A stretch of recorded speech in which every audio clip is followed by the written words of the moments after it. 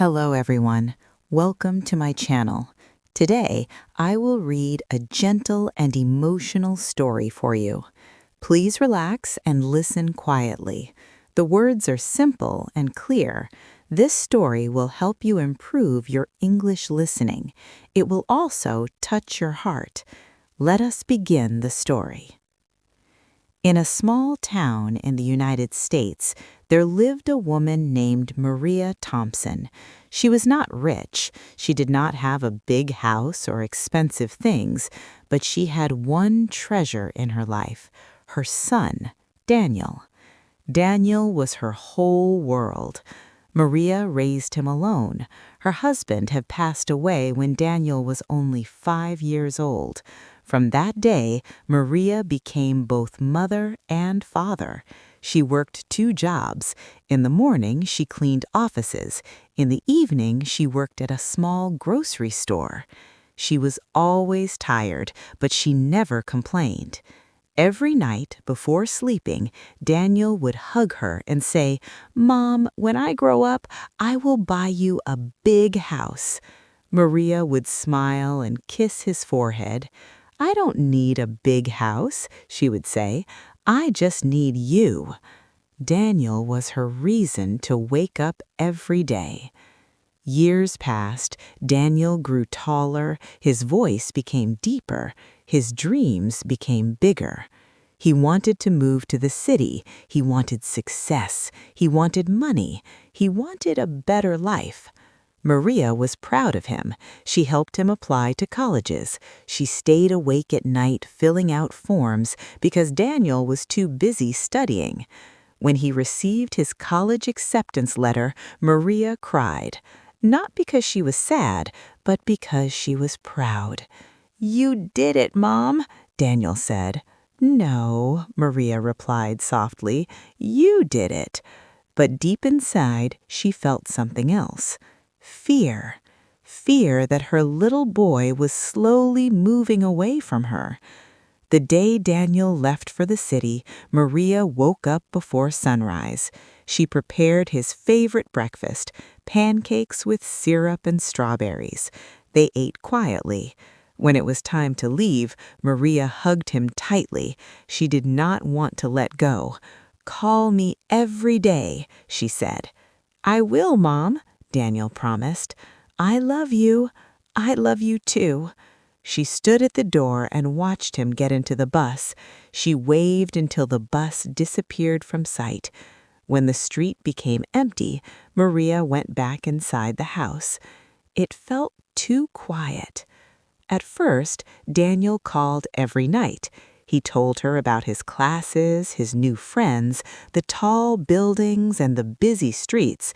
Maria listened carefully. She smiled at every word. But slowly, the calls became shorter. "Mom, I'm busy. I'll call you later." Later never came.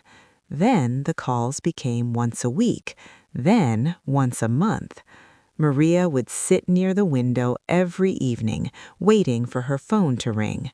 Sometimes she would pick it up and look at the screen, hoping to see his name. Nothing. One winter, Maria became sick.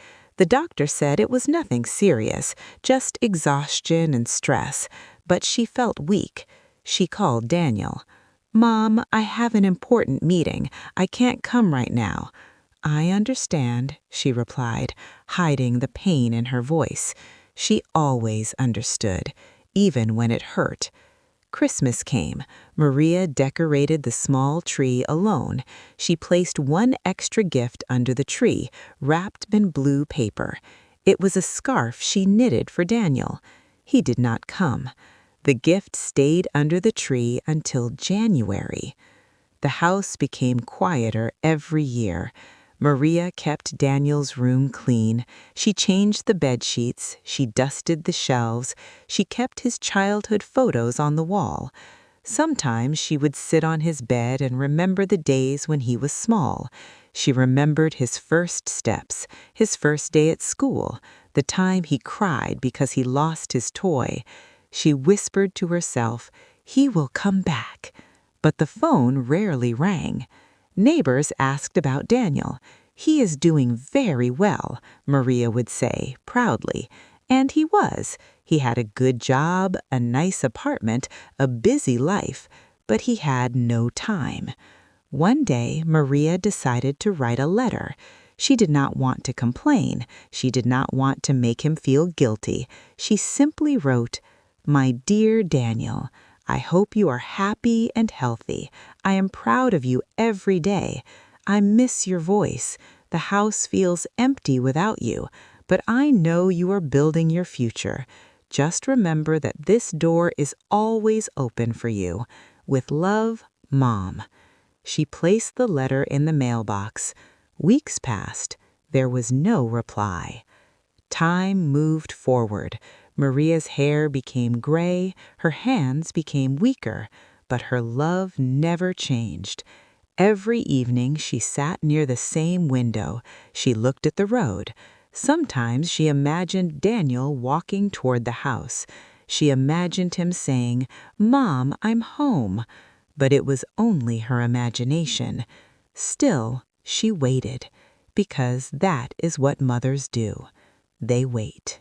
One evening in the city, Daniel sat alone in his modern apartment.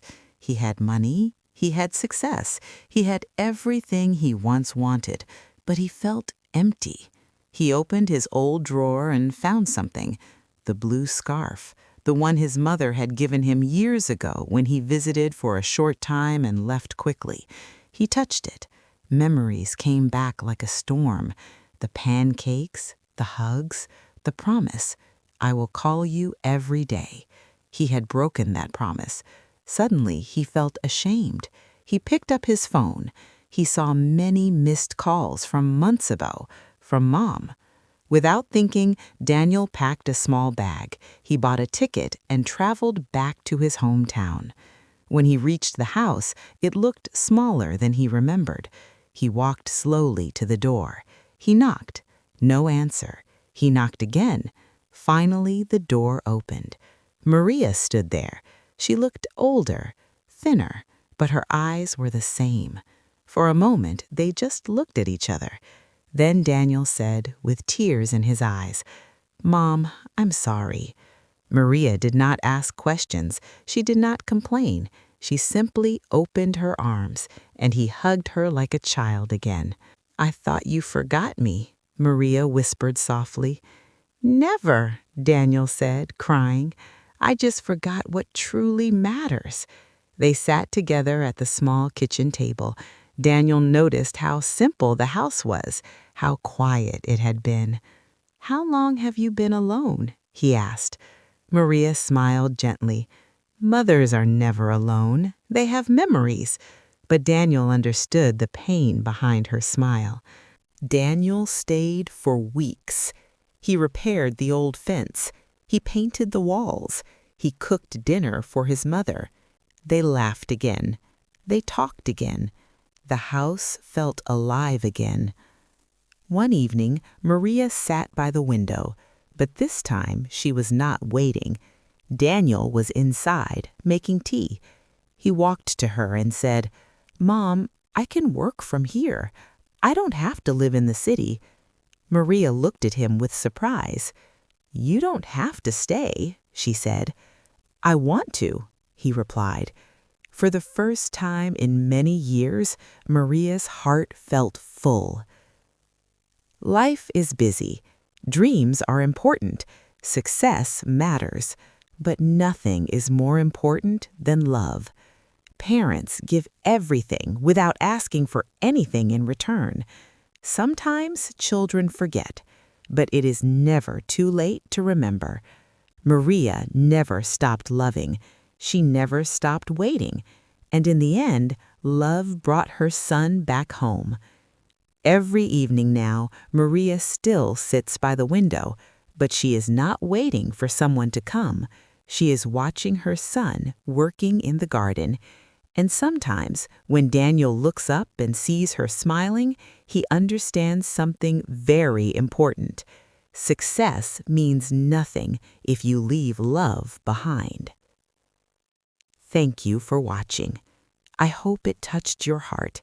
If you enjoyed this story, please like, share, and subscribe to the channel for more simple and meaningful stories.